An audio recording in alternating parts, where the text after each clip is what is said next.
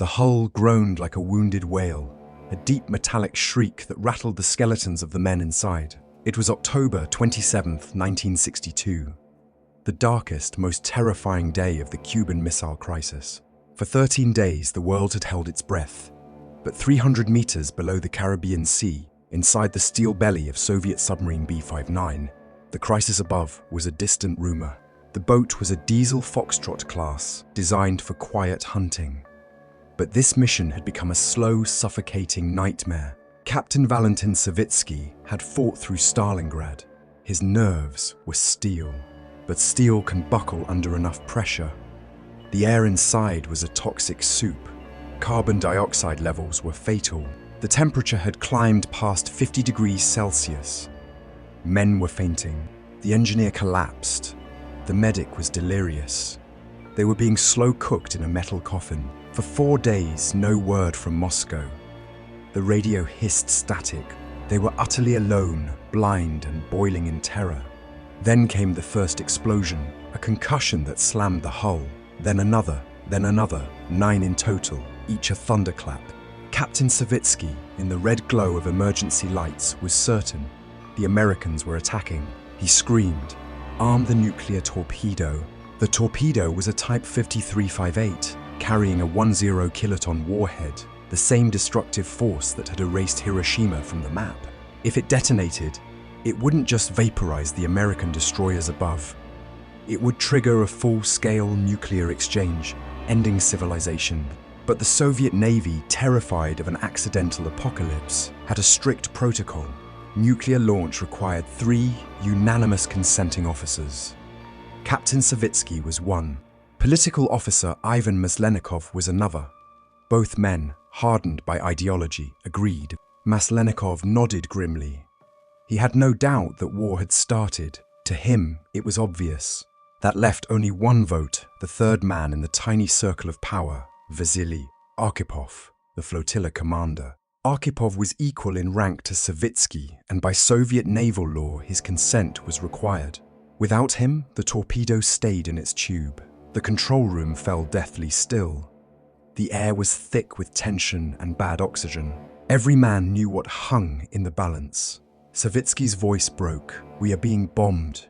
Moscow is silent. We must strike back or die like rats." Arkhipov did not raise his voice. He had a rare and vital piece of knowledge, gleaned from a previous posting in Washington. As a former attaché at the Soviet embassy, he had studied American anti-submarine tactics. He knew they used small charges as signals.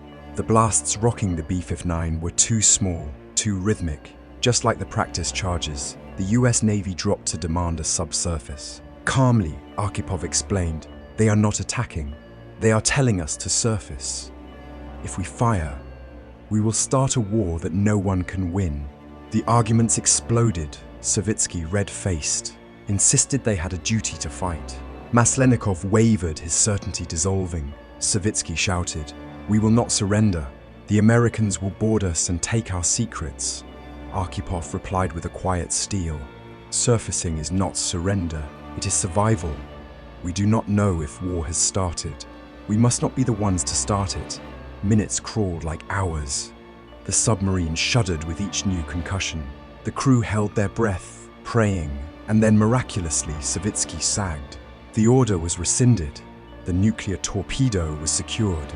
The world was unknowingly pulled back from the brink. At 5:17 p.m., the order was given, surface. The B-59's motors hummed, and the 1000-ton boat rose through the Caribbean darkness. The hatch cracked open, and the crew exploded onto the deck, sucking in fresh air for the first time in 4 days. Some wept. They surfaced into a ring of American destroyers and circling helicopters. The US Navy had them surrounded, but not a shot was fired. The Americans had no idea that they were staring at a submarine that had almost ended them. One American officer later wrote, "We were just puzzled. Why did they finally surface?" The world never learned. Within days, Khrushchev and Kennedy made their secret deal, and the missiles left Cuba. But back home, the B-59 crew found no glory. They were treated as cowards for surfacing. Savitsky was reprimanded. Arkhipov was quietly sidelined. He told no one what he had done, not his wife, not his children. The truth slept in classified Soviet archives until 2002, when the National Security Archive in Washington forced it into the open. Director Thomas Blanton revealed the B-59 incident at a press conference, calling Arkhipov the man who saved the world. Historians now know how close it was.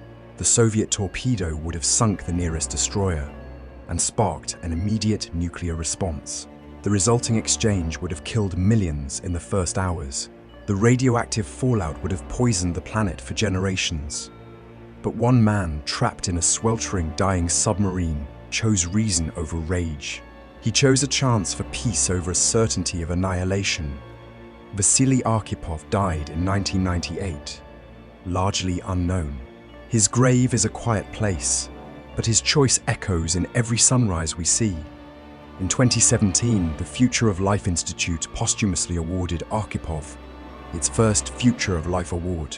The plaque read, "For saving the world from nuclear war." The Cuban Missile Crisis is full of what-ifs, but this one is the most haunting, and because of a quiet Russian officer, it remained only a what-if. If this story stayed with you, subscribe. There is a new one every week.